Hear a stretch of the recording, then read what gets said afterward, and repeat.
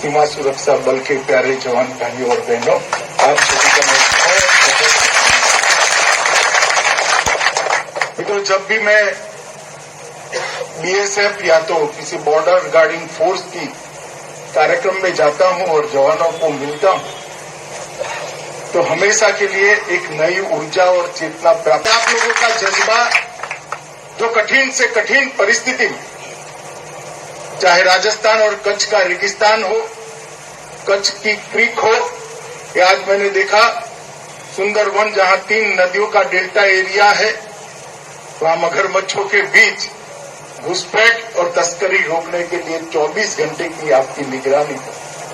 ये जो जज्बा और ये आपका जुनून है वो पूरे देश को सुरक्षित रखता है।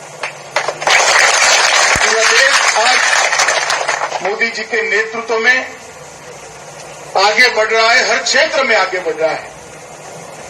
इसका महत्वपूर्ण कारण हमारी सीमाएं सुरक्षित हैं और मैं गर्व के साथ जहां जहां देश में जाता हूं वहां कहता हूं कि देश के गृह मंत्री के नाते मैं चैन की नींद इसलिए सो पाता हूं कि बीएसएफ का मेरा जवान बॉर्डर पर खड़ा हुआ 24 घंटे। मित्रों, आप सभी अभिनंदन के भी अधिकारी है और देश की जनता के ओर से मैं आपका बहुत बहुत आभार भी व्यक्त करना चाहता हूं आप लोगों को, क्योंकि 7 अर्ध में जो इतनी बड़ी फेंसिंग लगाई है, चाहे बंगाल की सीमा हो, चाहे पाकिस्तान की, चाहे गुजरात की, ये फेंसिंग कभी भी देश की सुरक्षा नहीं कर सकती है। देश की सुरक्षा मेरा बीएसएफ का जवान ही कर सकता है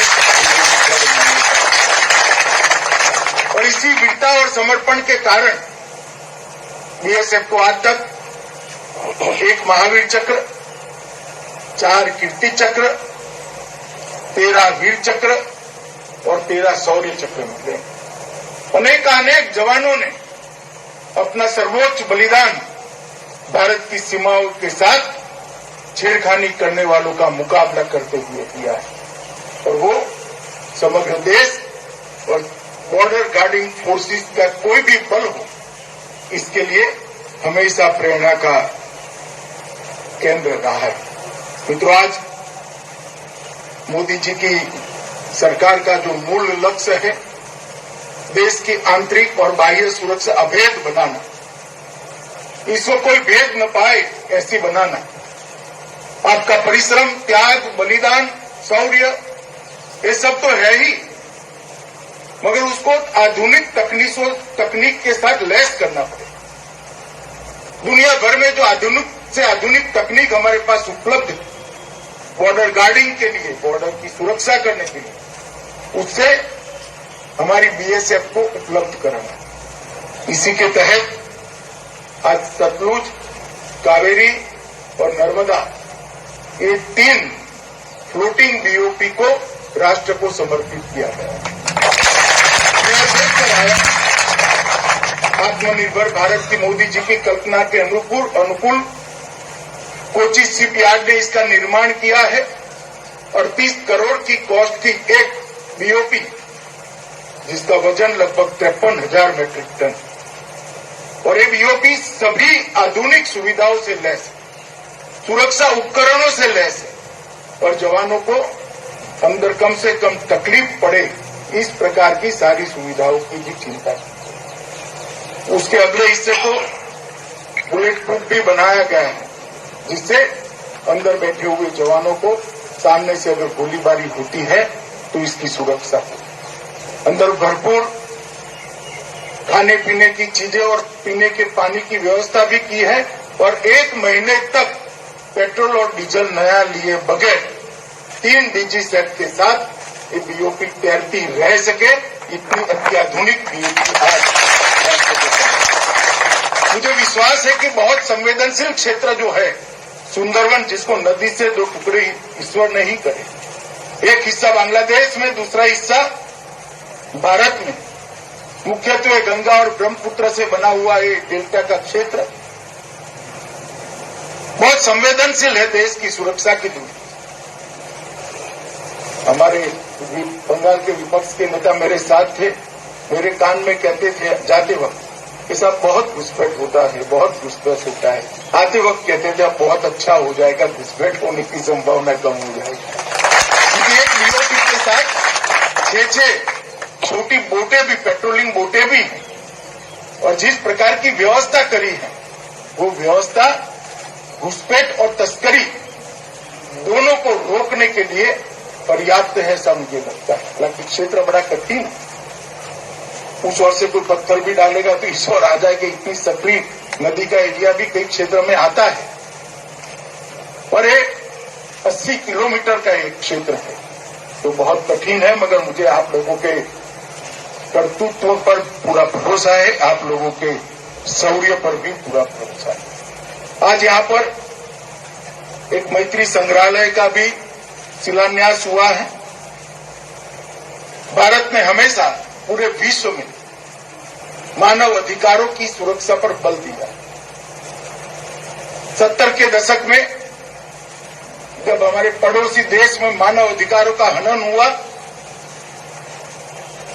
घोर अत्याचार किए गए, और अत्याचार के वक्त वहां से एक बयान आई हमारे यहां शरणार्थियों, भारत के पास भी कोई चारा नहीं था। उस वक्त बीएसएफ और सेना दोनों ने मिलकर बड़ी वीरता के साथ वो मानव अधिकारों का, उन क्षेत्रों में मानव अधिकारों का रक्षण भी किया और बांग्लादेश को जन्म देने का काम भी किया। इस बात को 50 साल हुए हैं, और उस स्वर्ण जयंती वर्ष के अंदर हमने इसकी एक चिरकालीन स्मृति रहे, इसलिए एक मैत्री प्रदर्शनी यहां पर लगाने का निर्णय किया है। लगभग 8 करोड़ रुपए की लागत आएगी, और ये हमारे आजादी का अमृत महोत्सव का वर्ष भी है। हमारी आजादी को 75 साल समाप्त हुए। भारत का पूरी दुनिया में ऐसा योगदान बहुत कम देशों का देखने को मिलेगा जो किसी क्षेत्र के मानव अधिकारों की रक्षा के लिए हमने यहां पर किया था। मित्रों, मैं ज्यादा बोलना नहीं चाहता, परंतु इतना सुनिश्चित करना चाहता हूं कि आपका पोस्टिंग इटसेल्फ बड़ी कठिनाई है, वो मुझे मालूम है, और किसी को हो न हो। बॉर्डर के क्षेत्र के अंदर काम करना सरल नहीं होता, मगर आप मुझ पर विश्वास रखिएगा, नरेंद्र मोदी जी का हरदम प्रयास रहता है कि बॉर्डर के क्षेत्र में काम करने वाले जवान को कम से कम कठिनाई कैसे पड़े। और इसलिए आरोग्य, हाउसिंग सेटिस्फेक्शन रेशियो, आपका आपके परिवार के साथ ज्यादा दिन बिता पाए, इस प्रकार की कार्य प्रणाली की रचना, और जहां जहां आपका पोस्टिंग है वहां की सुविधाओं में बढ़ोतरी कर हम किस प्रकार से आपकी तकलीफों को कम कर सकते हैं, इसके लिए हम लक्ष्य लेकर चले हैं। मुझे आनंद है कि बीएसएफ में अब महिलाओं की भी तैनाती होने लगी। बहनें मेरे सामने ही बैठी और गर्व के साथ